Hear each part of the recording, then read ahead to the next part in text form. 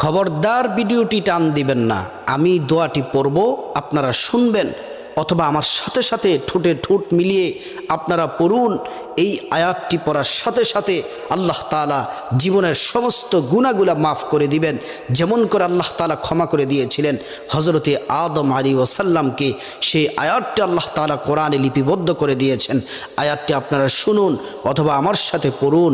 রব্বানা যালামনা আনফুসানা ওয়া ইল্লাম তাগফির লানা ওয়া তারহামনা লানাকুনান্না মিনাল খাসিরিন।